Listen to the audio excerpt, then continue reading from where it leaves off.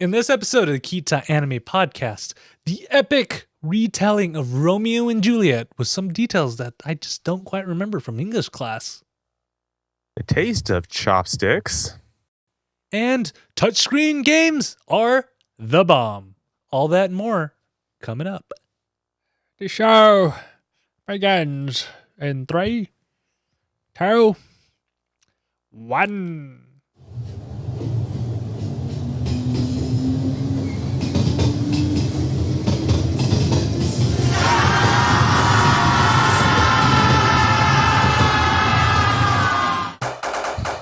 It's time for the Ktdata Anime Podcast with Dito and Ktdata. The Ktdata Anime Podcast is brought to you by 48-degree weather in June. Thanks a lot, Mother Nature. Hey everybody, welcome to the Ktdata Anime Podcast. I am Ktdata. And I am Dito. And this is the podcast where Dito and we gather around the internets and we talk about the animes and the if-nots and the what-wills. So, Dito, how are you doing today? Hoo-haws and hip-hops and stuff and things. That's how I'm doing. I have no idea. I just turned on the internet and you appeared. So you turned on the internet. Yeah, right? I turned on the internet just so everyone knows that I actually have the full control of the internet at my fingertips. So, never mind. He has the power. By the power of Grayskull.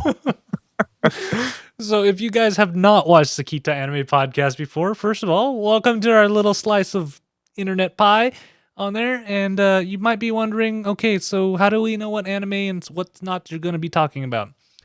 All you got to do is hit the pause button, go to ktdata.net, look for episode 3 of the 2014 spring season, and look in the show notes, and you will find links to watch all the anime that we talk about tonight, so you won't be lost. And you can come back and see what kind of shenanigans Dito and I come up with. Or at least catch up on our inside jokes about everything. It's true. So, how about we just jump into the first anime of the night? And sadly, will be the last time we talk about it.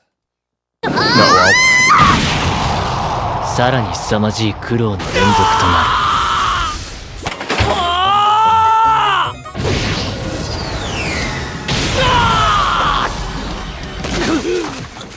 おはよう、darling. And our first anime of the night is Nisekoi, and it is brought to you by It's All Fun and Games Until You Burn the House Down. So, last episode, we behold the power of the super matchmaking item. This is literally the name of the next Capcom game. Nothing but beach episode, and you're missing your chance. Ooh. And actually, on a side note, have you heard of that new Dead... Yeah, I actually was about to talk about that. I don't know. I didn't know it was a thing. I really didn't know this is a thing. I just kind of caught the Let's Play episode of this, and I'm looking at him going... So it's 4-player co-op zombie killing with, like, kind of team-based achievements. Why am I not playing this? It's it's only $10 on the Xbox Live Store. And I thought this was a joke when I heard it on the E3 announcement. I'm like, that's gotta be a joke. And then people were like, no, that's a legit game, and that's its real name. Yes, it's like Super Street Fighter Hyper 4 Alpha Ultra something arcade collection arcade collection something in the butts. But either way, it's I can't believe it. And I'm like, all right, so $10. If you can't fork over $10, but the thing is too, I think you have to have the Dead Rising 3 game for the Xbox One in order to actually play it. Because it's only like a 34 some odd megabytes thing. So I think it's actually DLC. Yeah, it's DLC for it. So but $10 is not bad. It's not bad for DLC on there. You just gotta have the $60 game to go with it. Yes. And luckily for me, I already got the season pass and everything, so I kill a lot of zombies. Yeah. All right. So back to Nisekoi. We find out at the last episode that Kurosaki, she, little piece of her died inside, just because of what Raku told her on there. And so just a small piece. Yeah, so she just didn't talk to him. all summer long. And he's, in his infinite denseness, he's like, what's wrong? Oh, because I'm stupid. On there. But when they come back, of course, they got to have a festival. And they decide to do Romeo and Juliet. And Shu was planning on getting Kurosaki and Raku to play Romeo and Juliet. She was planning a lot more than that. Yeah. But she decides she doesn't want to do it. So she kind of, goes off and sulks in the corner somewhere. So they have to have a drawing. And then guess who turns out to be Juliet, Dito? I don't think it was actually a drawing. I think it was just Shu manipulating the system again because it was Onodera. Yeah, he rigged the vote. Because we know it's not the charm because Kurosaki has the charm now, so it has to be Shu. Who else would you point to? I blame all the hanging chads in the vote because that's what they're using, right? Yeah, because it's not like anyone else knows that there's a thing between Onodera and Raku. It's just Shu. Yeah. But anyways, you can't just like give Onodera something. You got to have Mari to come in there and kind of like want to snatch it from her. But she doesn't get it because Onodera, for the first time in this anime, actually stood up for herself and said, "I want to do this role." And then Mari's like, "Oh, fine, I'll be the understudy."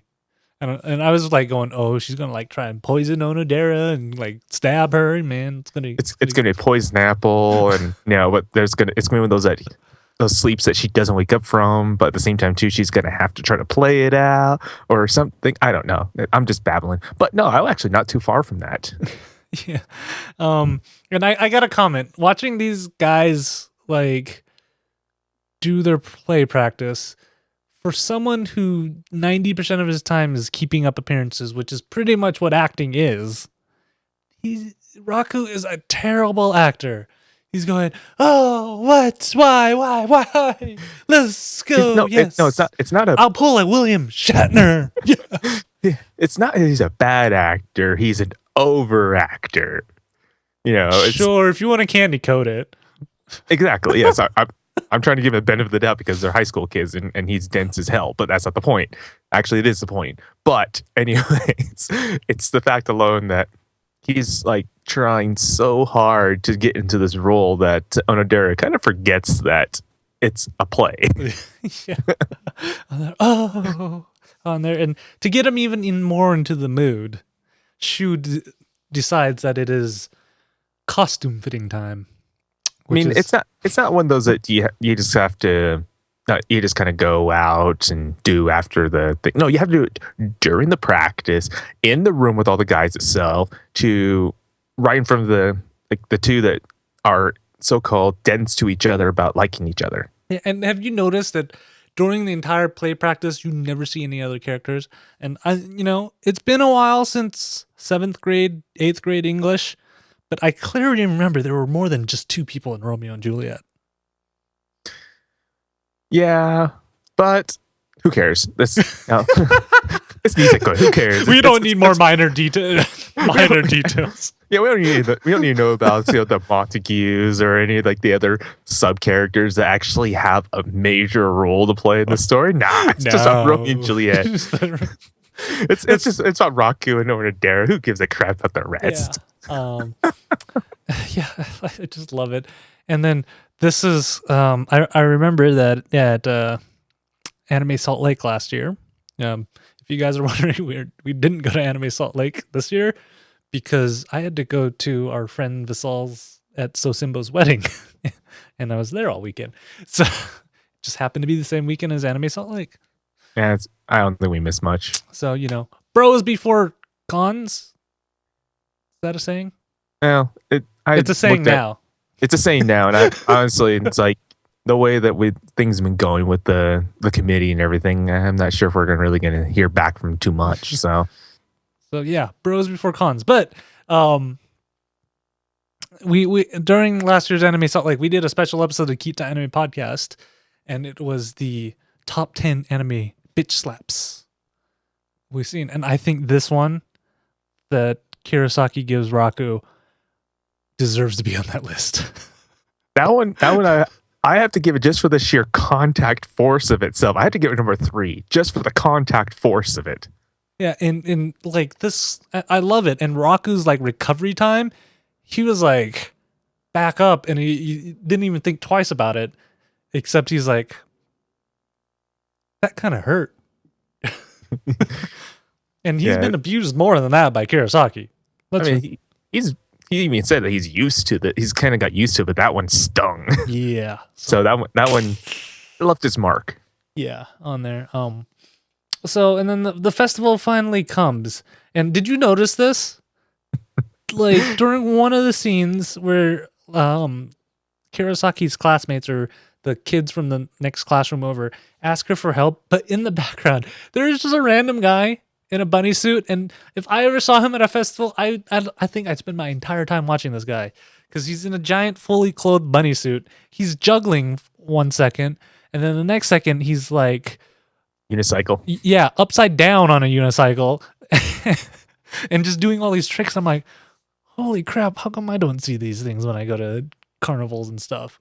So I also want, since you're talking about that bunny, I also want to talk about the ballet spinning bunny that's on the stage too. That was just like, it's a guy, mind you, like one of those buck teeth guys, like one of those like nerdy, unattractive guys you would see that it'd be stereotypical in school.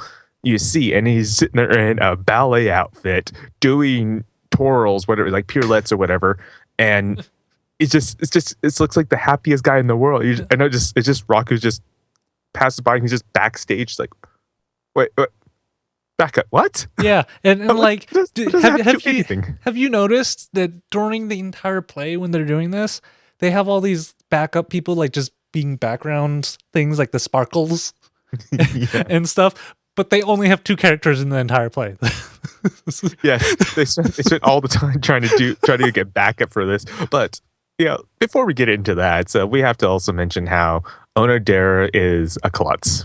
Yes, not even a klutz. She's heroic klutz. It was just a series of. It was a disaster, but she was trying to save someone, because this is what you do not do, people. When you are on top of a ladder, first of all, be careful.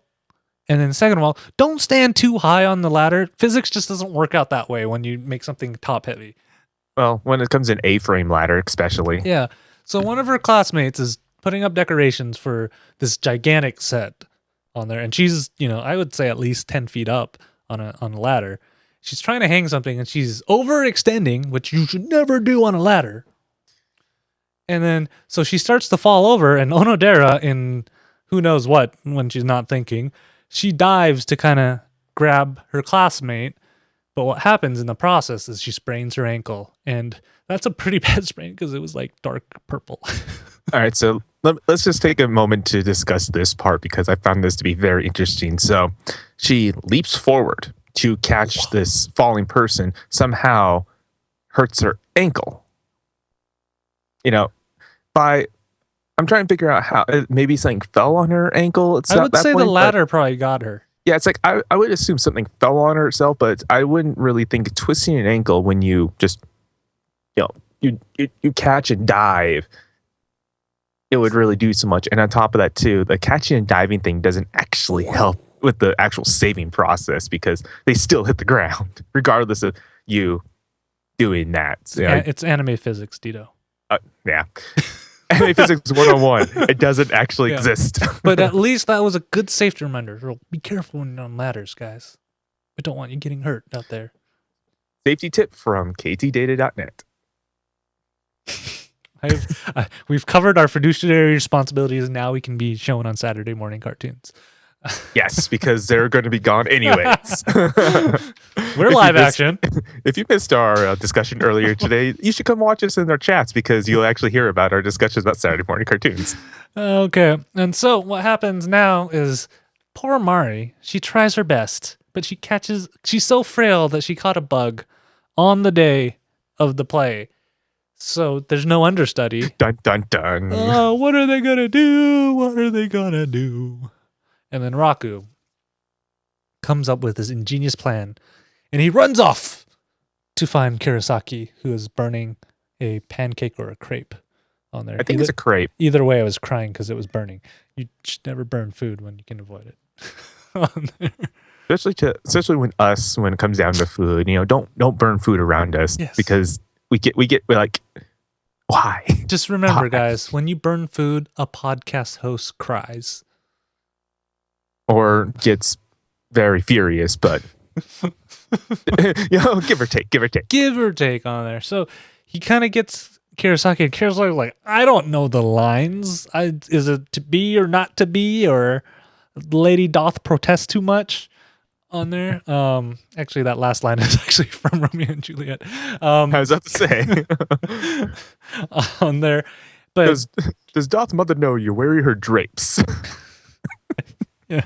So what happens is he's like, well, we always ad lib everything most of the time. We can figure something out. And then they have their heart to heart moment, and then you just have tears and you get and sparklies and all the stuff. feels, all the feels. The feels. Now let's get into actually the fun part of the whole of the 2 episodes. This is the fun part because boy, this was one of the greatest ways to end a anime. I have to say, they're going through this play, which remember is only supposed to have Romeo and Juliet for some odd reason on there. And they're kind of doing their thing. Kurosaki forgets her line. She's like, Romeo, what's my second one? And they turn it into a comedy. Like a slapstick comedy, which is actually, it's just basically them being normal. Yes, them being normal.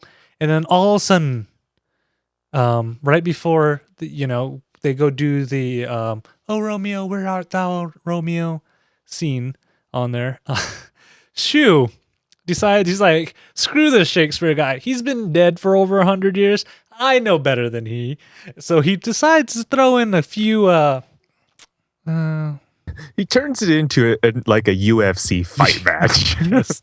Commentary and everything. Yes, and he decides to change the story a little bit, which includes having what's her face, Sugumi, she's playing a maid for some odd reason. I don't know why. And they just kind of added her in because you can't actually end the show without having all the love interest in there. Yes, and because of Shu. Yes, and she was like, and then she confesses her love to Romeo, and and Raku's like, seriously, Shu, but Sugumi, she's like, and then she takes this opportunity, mind you. And then what was the word that they showed on screen? It was I sucker or something like that on there. I don't remember. And then she just, I'm not gonna say it, and decides to start beating on him. And then all of a sudden, the magical glowing people decide to hook her up onto the hoist and lift her away. She was supposed to say Suki, which translates to like or love or whatever you want to translate to. But I think when this, and I remember it's saying sucker punch or something like that. She just couldn't say itself, but they still use the SU because that's the first part of the word. So either way, it's hilarious because she throws her wig down, it flies off to somewhere. So they hoist her up on a hook, and she disappears into the rafters. I gotta say that hook, pretty versatile. Yes, because we see it very a often. Couple different times. Yes, we see it often in this. It's like watching Masters of the Universe and seeing the magic grappling hook. It really is. Yeah. And then so you think, all right, maybe one interruption, and then all of a sudden, coming out from the floor, smoke rises, and a platform comes up, and it's Mari, and she's like, oh Romeo, it is I, Josephine. And this is the battle of the wits, Tito. This is the whole what are you gonna do type moment. This is it really is battle of wits, and it's actually really funny because usually Mari always gets Raku, always puts Raku on the spot and gets him flustered and everything. She usually wins, but not this time. Raku it's a little bit has a plan. He has a game plan. Yes, she comes in and makes everybody, makes the entire audience, which just happens to be Kurosaki and Raku's entire gang and family out there. I don't know where the students fit into the auditorium, but everybody else was there. There's only 5 students. Remember that? Yeah, and they're all in the play. No, they're the only 5 students left that's not in the play. That's actually out there. The rest of them are just doing the sparkles. There. So everybody's like, "Oh, you two-timer, Romeo," and I'm just going back. Did no one study Shakespeare back in school? Because by now you should be able to tell these were not characters in Romeo and Juliet at all. Because Josephine is not only this random character self, but it's the sister, blood related sister to Romeo that has a brother complex. Oh, that was a perfect play by Raku who does that. And she freezes a little bit and she's like, "It doesn't care. Have you not seen Game of Thrones?" Okay, maybe I added that last one. It's not that far off, but hey, but it works. He plays his trump card. He's like, "It's because I care for you." And Mari's just instant tranquilizer. And it's great because he still uses the leverage of that she's frail and everything self, and I don't want to bring you to this long harsh journey because you're sick in the head. Yeah. And I love the escorting team that took her out because it was like armed guards taking her away. And I was like, where did they come from? And where did they get a trampoline up there in time? Because police. Yeah, I'm noticing the school they go to, kind of, they're fairly well off. Well, you have 2 gang leaders. Kids are in there. So then you also have the chief of police daughter in there too. So you have 3 big wigs, big wig children sitting in this school that are going after one guy. So yeah. Well, 2 technically. Yeah. Anyways. Yeah, and so I was going back through and it's like, what's Romeo and Juliet without a good sword fight, right? No. Because this only works one way. So it's not really a sword fight. It's just Juliet's brother, close, trying to kill Raku publicly in front of pathetically and in front of everyone. So and he's pretty good with a foil, I might add, on there. Being able to chop down stage props like left and right with 1 or 2 swipes. I give him props for that with a prop. But it's still an idiot. I mean, you can't move away from a falling prop. Yeah, so he just happens to do that in Raku, of course, with his lack of any skills whatsoever. He's just throwing bricks. Yeah, he just throws the nearest thing that he sees next to him, and one of those bricks just happened to say warning and danger on it. I wonder what that was for. It wasn't even attached to anything. That's the worst part. I don't understand that. Yeah, and then it just happens. The entire stage falls on him. Not the whole entire stage. Not the part where Kirasaki's standing, but the rest of it falls over and collapses on it in rage. Yeah, the useless stuff again. It's like, luckily for them that the entire school that was actually on stage doing this stuff, they're on the other side. Yeah. How did out of I'm just curious how no one got injured except Klaus and Raku. Nah, because Raku took the grunt of it, where Klaus himself is just kind of like on the edge of itself. So he only broke his spine. No one breaks their spines in animes. What are you talking about? On there, so he finally Never mind.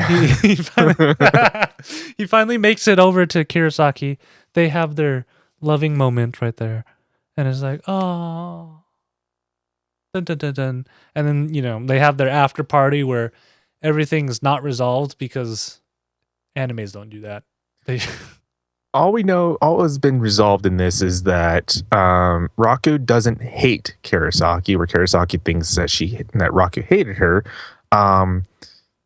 Nothing really happened between Onodera and Raku that was supposed to happen, but the wingman is the only one getting frustrated the entire thing. Mari, on the other hand, never got anywhere. And the best part of it all is that nothing happened. Keys never got resolved. Oh yeah, there was that whole plot line about keys and everything, right? Yeah. They just kind of like toss it out the window from like the last 10 episodes. Yeah. It's like, oh, by the way, keys? We got that. I don't know. But I don't know. Is there a chance that we're going to see Nisekoi season 2? I mean, the only other anime I know where nothing happens is Attack on Titan, and they're getting season 2, so why can't Nisekoi get season 2? I wouldn't be surprised because they've been pushing Nisekoi here in the States. They've been pushing that quite heavily. I mean, like Crunchyroll, Funimation, they're pushing that series quite heavily. So I wouldn't be surprised to see a second season in a couple of years. Yeah, so I don't know. Let's hope so. I know they have a PlayStation Vita game that seems pretty cool, or they announced one of the two. So that's the weirdest thing about Nisekoi. Like overall, good show. You know, it's something fun to watch, but the kind of popularity it has right now doesn't kind of match to me. I just don't. Maybe it's just us. You know, give us your feedback. You know, our email again is ktdata.net. Just send us an email and let us know what your thoughts is about Nisekoi. No, I liked it. I just wish they would have brought the keys a little bit more in. I mean, Raku's not even wearing it by the end. I know he's not even wearing his locket by like more than halfway through. You know the one that he spent like an entire episode and a half trying to find. Oh, there's been more than that. It was he lost twice, mind you. He lost twice. Yeah. You know, but that was the whole plot that they just kind of thrown out the window, saying that, you know, his locket with the key, that it's supposed to be his promised one, and they got to that point, and then they just kind of like literally dropped everything and just ran. Just went, let's just do the stereotypical fan service things that we see in all these harem animes. Beach episode, double beach episode, hot springs. What am I missing? You don't hear us complaining. On there. All right. Let's go on to our next anime, and right here to adventure.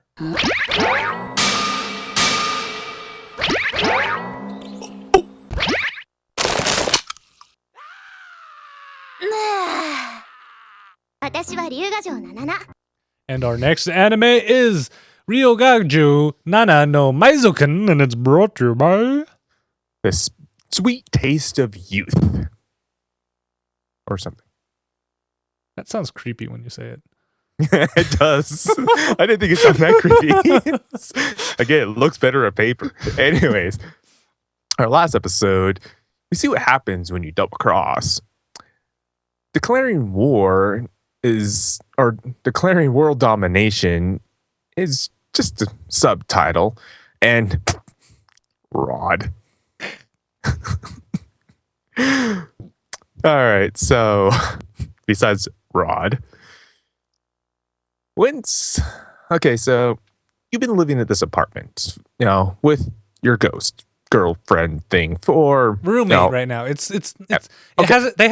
Ghost roommate. So girl roommate. We have to line this with Facebook statuses. So right now it's Nanana and what's his name? Jugo. And Nanana and Jugo have become friends. We're only in this part quite right now. in Facebook, for all you people who understand Facebook relationship timelines, that's where we are right now. Our status update is, but you have to think too. So your roommate friend girl status update is always playing MMOs, RPGs, you know, always playing games. So when you get your utilities, you shouldn't be so surprised about like $150 in utilities. Oh, no, that's just the power too. Add another, what was it, like $30 for like gas. And then I don't know what in his apartment uses gas. And then water was like another $20. So that's $200 a month in utilities. That's one of my apartments actually had gas stoves, so that's a lot of money, man. I know, and this is for someone who doesn't make any money. Yeah, for you know, people are like $200. That's not bad. This is a one-room apartment. I know, it's like one room apartment with one person living there. One living person living there, and it's nearly $200. I mean, that's quite expensive. Yeah, I'm wondering why Nanana can't use like ghost games or something. Just to use real games. Because pudding. Yes, it's all about the pudding on that. So, and another problem is the island rule, the school island rules limits how much work you can do because they want you to focus on your studies instead of just working. So what do you do, Dito, in this situation? I don't know how this came to be, but let's go to an underground job posting. You got the password. I just rolled with this.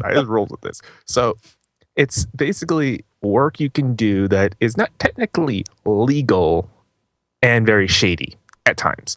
So why not do a transporting job for a shady group of people? And while you have the item in question, let's just look and see what it is. I mean, that's perfectly logical, right? Yeah, he broke like one of the first rules in all of Jason Statham's movies. Don't look at the package. And usually what happens, and we all seen Transporter, we know exactly what happens when you look at the product or look at what's you're transporting or whatever. So bad things happen. Yeah, and I love it because he makes the delivery on there, but the guy who meets him at the door, his name was Tetsu, and I was just like, Tetsu in the shady part of town looks pretty run down. Tetsuo!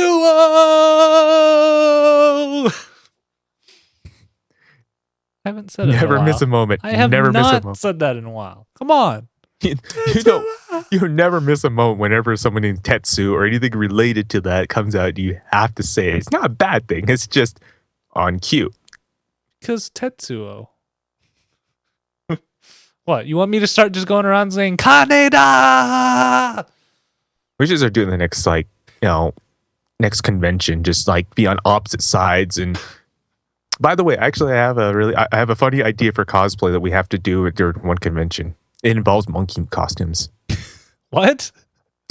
Monkey costumes with cosplay. Oh dear. Oh dear. So we get introduced to this shady ringleader, and her name is Sister. And that's all that's all we learn about her. And apparently, she likes to bake. She has a flower fetish. Yeah, because apparently there's a super rare flour that only this one bakery has, and that was what was in the package. No drugs, no money, no dead bodies, no weapons. Super rare flour. That apparently the cops are raiding the building up for. It must be laced with cocaine or something. Man, that's some like high priced flour if the cops are coming after you for it. So my guess we're gonna see Sister again. Most likely, because she talked about Nanana's collection, so we're probably gonna see her sometime later. I don't know. Yeah. Maybe we'll see her at the hot springs. Oh. Yes, so yeah, we went from a double beach episode now to a hot springs episode because anime. But remember, one of the characters in Nana's anime is a trap. Nana's? Yeah, in a trap. How does this work, Dito? Explain this to me. How does this work? What do you mean? I've explained what a trap is. No, how to explain how the hot spring works. Well, it's probably like Baka test. It's the Hideyoshi syndrome. You have your own gender. Why don't the girls mind? My question is, how come the other girls didn't mind? Because it's the Hideyoshi thing itself. It's neither male or female. It's Hideyoshi. Oh man, I love it. And then we've been forgetting about, and so they're at this hot spring because apparently there's a ruin somewhere around on there. But they got to rest up because these ruins are kind of dangerous out there. So everybody's kind of just pigging out on there. And one thing I love is apparently the president of the club, he knows how to talk to the ladies. Yes, he does. And I love it too because you see this little scene where it's just kind of like he'll get his. It's like, jealous much? Yeah. He just comes up and like, how you doing? Look at my glasses. Ding. Never trust people with glasses. That's it applies in this anime. You can't trust the president as far as you can throw him. In the anime, you can't trust people glasses. Yeah, and so like his assistant's trying to get his attention no matter what. She tries to feed him. And he's like, nope, nope, nope, nope, and just ignores her totally. That's cold. That's cold. Ice cold.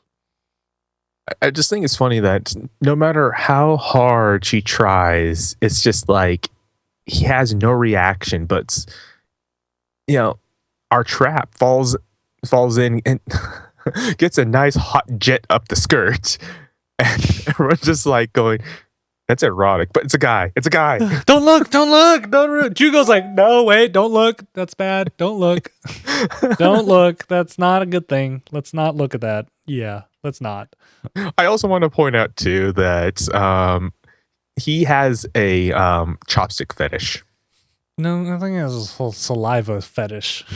Exactly, but so with chopsticks and stuff, it's just like going, let's taste the sweet bitter taste of youth. Oh man, and this is the first time I have ever heard of this fetish, and I'm not surprised because Japan. Don't hear us complaining. Yeah. So they finally find the ruin. No thanks to the president giving the master detective and Jugo the wrong time to go. No, it's not that they gave him the wrong time to go. It's the time that they should meet him there. On there. So they have to jump over these hot springs to jump over onto these pillars that sink and rise and shoot water at you if you don't. And the water just happens to be hot spring water. So the closer to the treasure you get, the hotter the water gets. And when they get near the end, the what's his name? Not Jugo, the other dude. The other dude that was wailing on everybody. He's like, well, I'll go jump the last one. He misses, and then somehow gets shot with steaming hot water, dragged into the ceiling, and he appears only wearing a Speedo. And that was just disturbing for some odd reason to me. Because anime. That was just very disturbing. No, and the worst part is, maybe the best part, he comes in and just kind of like, nothing happened. Don't mind me that I'm not wearing any of my clothes at all. I have been declothed, but I am fine here. with it. Deal with it. On there. So they get there and they find a treasure, and it's just a little plushy cat. It's a Felix. Yeah. Not looking like this, but close enough, right? Good enough. But so here's the thing, though. It's just like, no one questions this. It's like, okay, stuffed cat. So now after this, what do you do, KT, after you get shot with jets of hot water, jumping across places with the water and more steam and water and everything itself? What do you do after all this?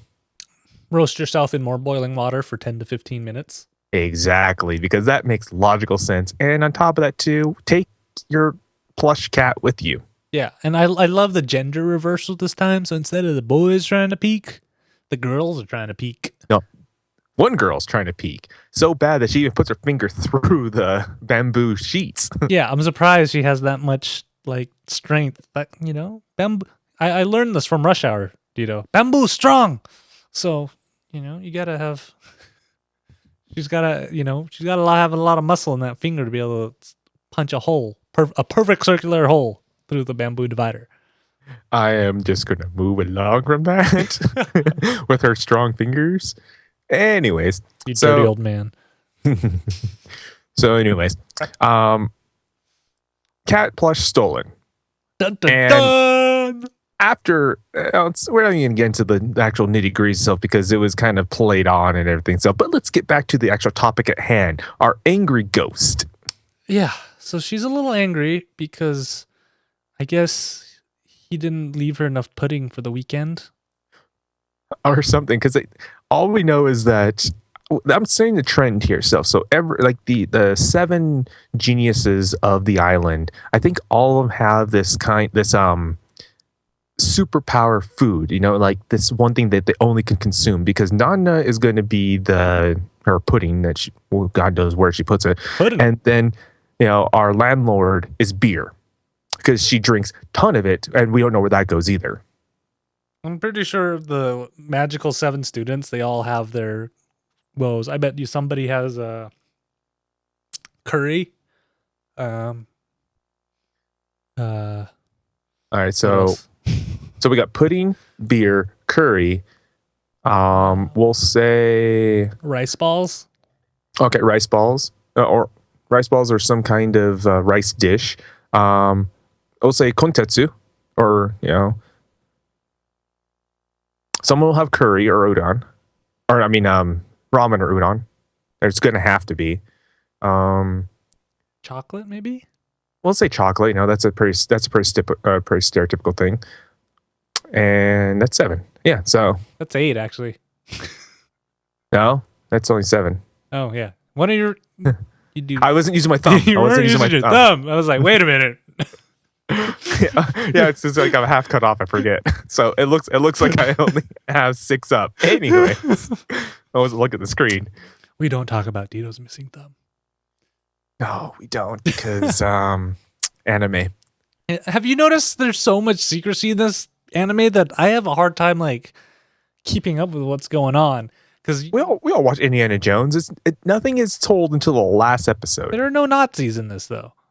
Yeah, I know, but unless Raku's family happened to be a bunch of Nazis. I don't know where Raku fits into this, but yeah, sure. Okay. Because anime. Yeah, so it's weird, but I'm still watching because I just love them. I want more treasure hunting and less of this like back channel crap. I think we're gonna see a lot more of that too. Yeah. I mean, they said there's like a lot of treasures out there, and they've only ever found, if you count the cat, 3, which happens to be a fake because somebody beat him. Ooh, till next episode. Yeah. So you think we're gonna get an episode where they're running from a rolling boulder? Because I really hope. Yes. So. Yes, there will be. I think it was in the beginning.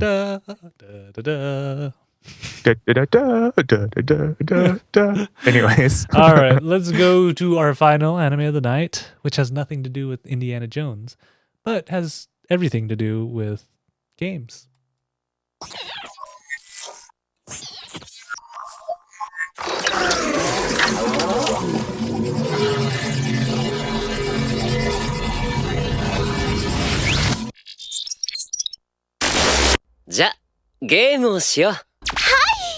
And our final anime of the night is No Game, No Life, and it's brought to you by Private Parts. It's all for super wholesome space. Right?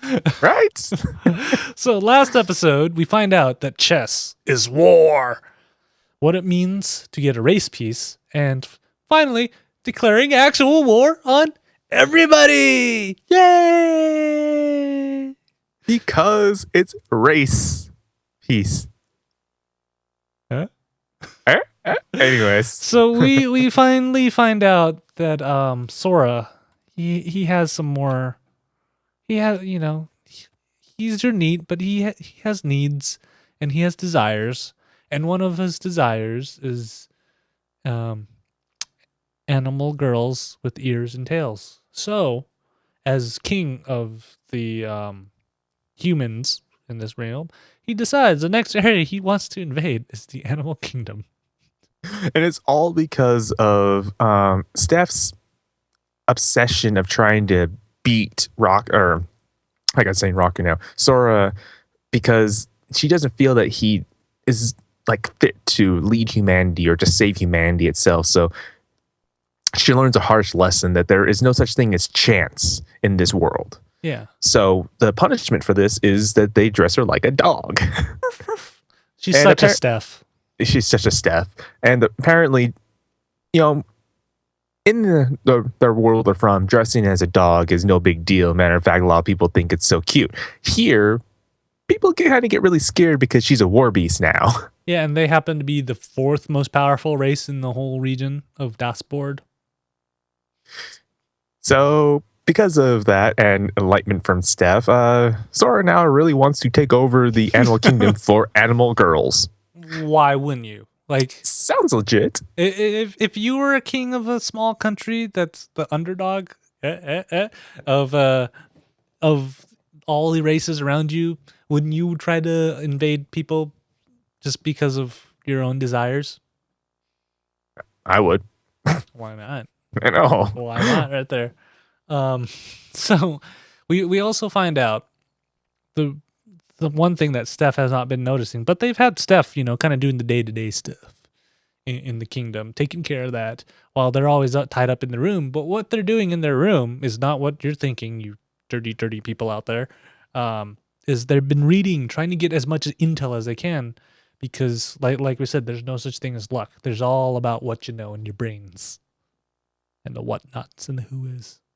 But the problem is that both Shiro and Sora have read every single written document in this entire city, and they don't have anything about the other races. So now, why not go somewhere else to get more information? Yes, and it turns out that Steph just happens to have a library that has a what's the race?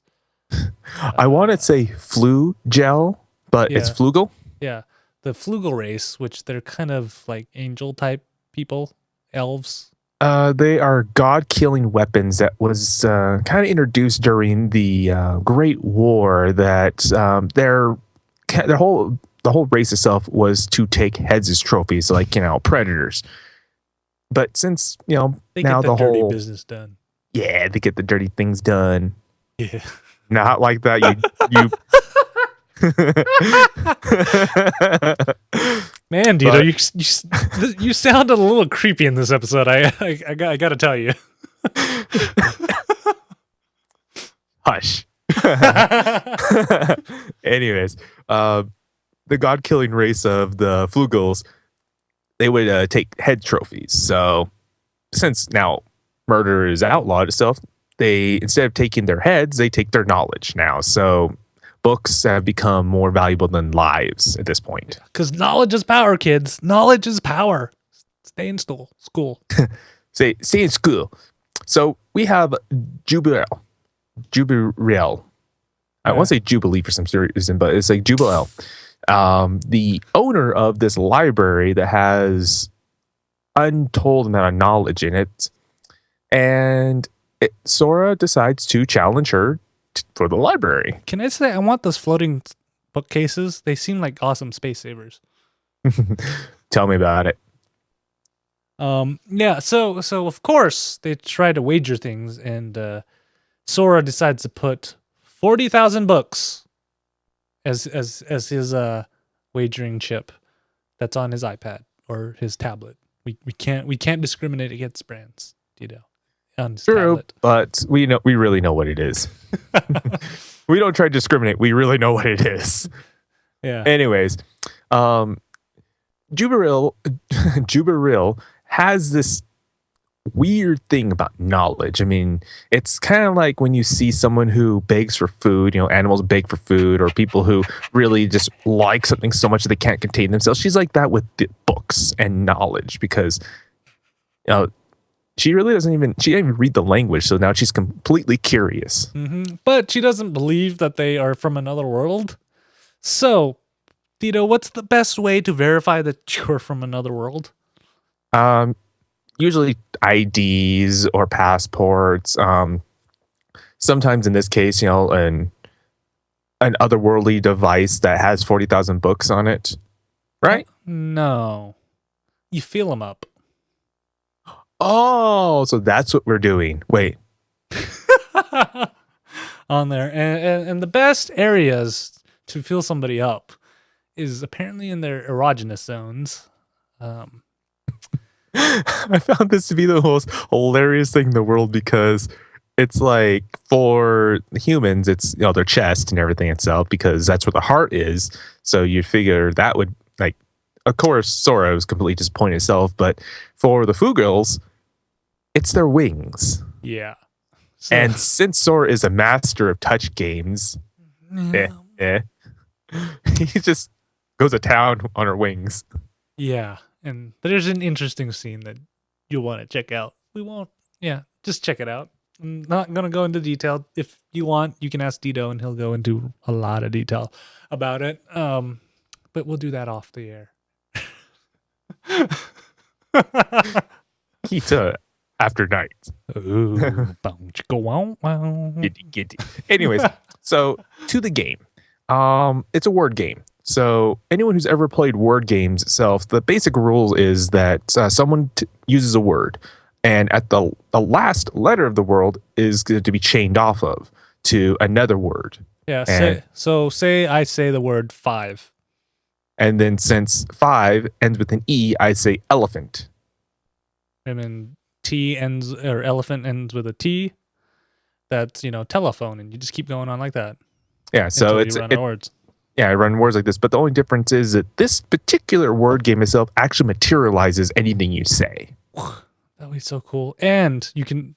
One of the rules is they're allowed to use human words and the world of dashboard and their language too. As long as if it's something that is actually real. So it has to actually be a real thing. So phasers, teleporters, stuff like that, things that actually don't exist. Wait. You're telling me phasers and teleporters don't exist? I thought Star Trek was a documentary from the future. Well, in some technicalities, depends on how you word it. So stun gun and light transporter. Anyways, it has to be fictional things. So, like what they use as their example in this, like atomic bomb, which actually it exists. So, Sora doesn't even waste any time with this. I mean, hydrogen bomb, atomic bomb. Would that be your first choice? I'm surprised that it went off, because I've seen bombs that they have switches and triggers. So I was really curious that went off. I was more laughing the fact alone it had the mushroom skull cloud. Yeah. Did you know that they almost accidentally dropped a atomic bomb in the Midwest of the U.S. and they were just lucky that it didn't detonate? America, land of 3 arms. No, land of missing an arm. So, and common sense. Yeah, let's not get into that. And so we go into this amazing duel between the two, and you get to see some crazy things, and the way it ends is awesome. So we're not going to spoil this for you. Normally we would, but you guys should check it out because it is. This is actually a really good scene. I mean, you have to watch this. You have to watch episode 6. Really go through and watch episode 6 of No Game No Life, because the scene there is just, it's really good. Yes. So make sure you guys check that out. And then, so I'm not going to tell you who wins but I'll let you know the episode resolves itself. So none of those crazy 2-parters on there. Unfortunately, though, this also means it's the end of the Ktdata Anime podcast for this week, Dito. Dun, dun, dun. Or maybe boo-hoo-hoo. Sadness. Sad.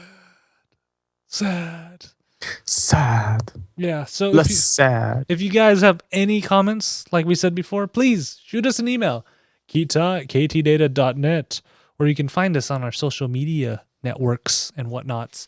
So you can find us on Facebook at facebook.com/ktdatanet. You can give us a like so you know when we go live and see creepy Sailor Moon over there. You will want to see creepy Sailor Moon. Oh my goodness. So that is creepy. Yeah, make sure you check that out at facebook.com/ktdatanet. Or if you want to, see the random musings of Dito and I day to day, you can also check out on the tweeters at ktdata for me and at Dito or at Ahoy Baby for Dito. And that's where all we are. And you'll see contest entries that I enter in and other musings of the world and how to cook a pancake in your rice cooker. That's been hitting the internet by storm. Yes, it has. on there. But if you just want to hear the show and want to know when our next one comes up, you don't have to worry about it. It can come to you if you just hit the subscribe button on YouTube or on Stitcher or on iTunes, and it'll go straight over to you, and you don't have to worry about it. Ain't that easy, Dito? Technology is so great. It's all auto magic. Oh, I said that. I was gonna start quoting Avenue Q and it's sort of porn, but that's okay. All right, and please come talk to us in the chat room. Sparky was lurking over there, and we all love Sparky. I may love her a little bit more than all of you, but deal with it. She was lurking, and she kind of ran away again. Yes. Our next episode will be July 1st. Holy crap, Dito! July 1st. That's gonna be the week of Nerdtacular, dude. I'm excited. Nerdtacular. So if you guys are in Nerdtacular, come find me. It's not that hard to find Asians in Utah because there's so few of us. You'd be surprised on there. And you can find that at ktdata.net/live. Dito, anything else before I forget? Yes, do check out the review I posted up for Battle Princess of Arcanius that just hit the PSN network today. For the review, do check us out at ktdata.net and read my little summary of it. Fresh off the press on there. So literally, I had a day to do it. Yep. I had like 2 hours. I had 2 hours after I realized it was coming out today. Oh, yeah. It's great. Life of a journalist. Dito, thank you for spending time with me, talking to us. I appreciate it. Thank you guys for listening at home, and we will see you guys in 2 weeks. Bye-bye. Thanks.